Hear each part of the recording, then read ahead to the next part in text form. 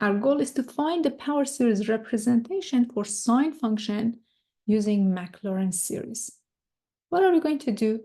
Following Maclauren series, we have the summation of the nth derivative of f at 0 divided by n factorial times x to power n.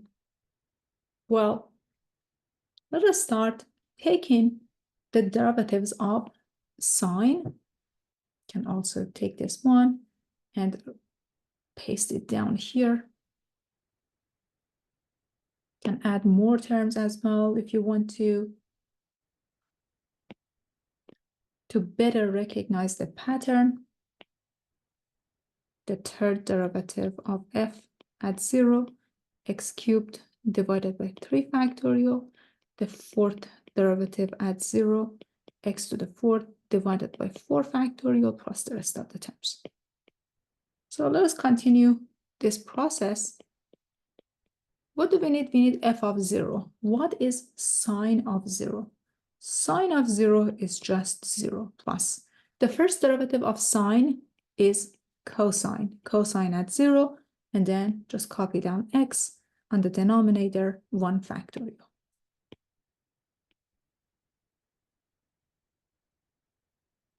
Plus the second derivative of sine, the first derivative was cosine, so the second derivative is negative sine of 0 times x squared divided by 2 factorial plus the third derivative is minus cosine of 0 x to the third divided by 3 factorial plus the next derivative, we are taking the derivative of negative cosine, which is going to be sine of 0 divided by 4 factorial x to the fourth plus the rest of the terms. You can continue this process. What do you see here? You see that the very first term becomes 0 plus cosine of 0 is 1. So you get 1 times x divided by 1 factorial. And then you have sine of 0, which is 0. So you get another 0 here, plus negative cosine of 0, which is negative 1 times x cubed divided by 3 factorial plus sine of 0 is again 0. And if you continue this process, you recognize the following pattern. You have x, so sine of x is equal to 0 plus x divided by 1 factorial plus 0 minus x cubed divided by 3 factorial plus 0. Then you have plus x to the fifth over 5 factorial and continue this process. Plus the rest of the terms. Or basically, sine of x is equal to x minus x cubed divided by 3 factorial plus x to the fifth divided by 5 factorial minus x to the seventh divided by 7 factorial plus the rest of the terms. This is expanded form.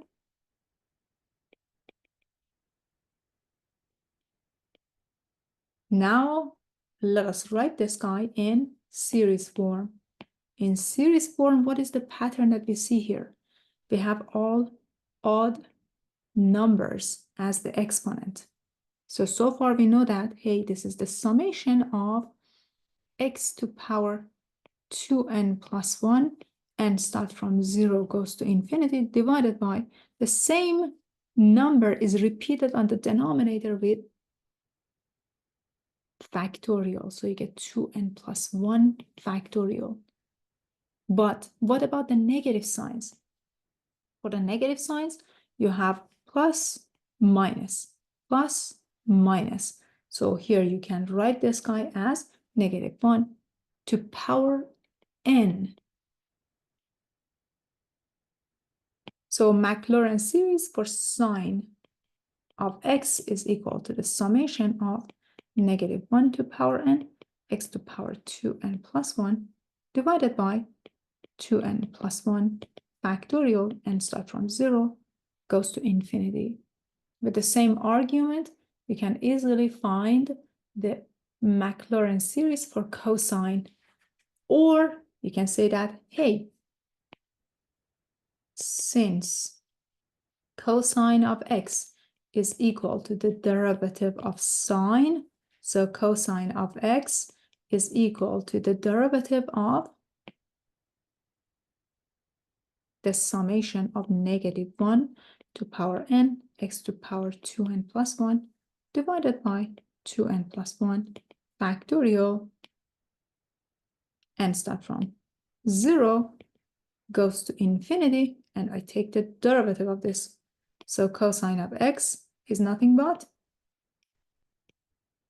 if I take the derivative, the only thing is affected here is x to power 2n plus 1, right? Because you're taking the derivative with respect to x. This is equal to the summation of -1 to power n, 2n plus 1, x to power 2n plus 1 minus 1, or x to power 2n divided by 2n plus 1 factorial. Can I simplify this further? Simplify further, because 2n plus 1 factorial from algebra, you remember it is 2n plus 1 times 2n factorial. Okay, perfect. So this guy can be simplified to the summation of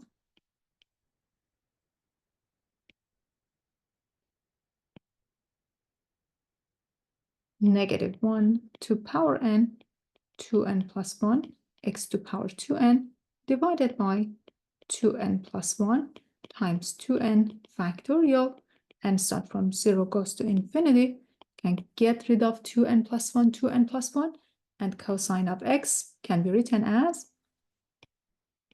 the summation of -1 to power n, x to power 2n divided by 2n factorial, and start from 0 goes to infinity. So let us recap what we did. We wanted to find the power series representation for sine x. Maclauren series says, hey, if function f of x is analytic, it has power series representation, you can find it this way. So f of x is an analytic function. It means that it has power series representation.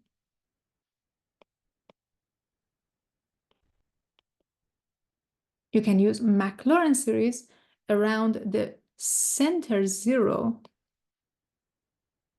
and it is the summation of the nth derivative of f at 0, x to the n divided by n factorial. In expanded form, it is f of 0 plus f prime at 0 times x divided by 1 factorial, the second derivative of f at 0, x squared divided by 2 factorial, and the rest of them. So we have to take the derivative of sine. First of all, sine of 0 is just 0. The derivative of sine is cosine. Cosine at 0 is equal to 1. The derivative of cosine is negative sine. Negative sine of 0 is just 0. Taking the derivative of negative sine, you get negative cosine. At 0, you have -1 and so on. So we recognize the pattern that sine of x is equal to 0 plus x divided by 1 factorial plus 0 minus x cubed divided by 3 factorial plus the rest of the terms. Or in series form, it is the summation of -1 to power n, x to power 2n plus 1 divided by 2n plus 1 factorial. So this is our power series representation for sine x. I expect you to ask, what is the power series representation for cosine? Well, we all know cosine is equal to the derivative of sine. So if I take the derivative of its power series expansion, I should be able to get the power series representation for cosine as well. But taking the derivative of x to power 2n plus 1 gives us 2n plus 1, x to power 2n.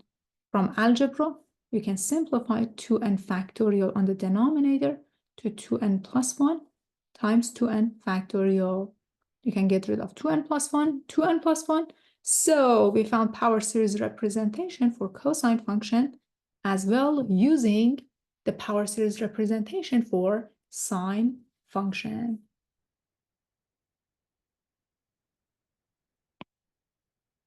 This is power series representation for f of x equals to cosine x. And the use of this is what we did before. Here, if you go back to the previous example, find the sum of the series, summation of -1 to power n, pi to the n, 3 to power 2n factorial from Maclauren series. Cosine x can be written as the summation of -1 to power n, x to power 2n divided by 2n factorial. By using that and recreating x is square root of pi divided by 3, we can find the sum of this power series, which converges to cosine of square root of pi divided by 3.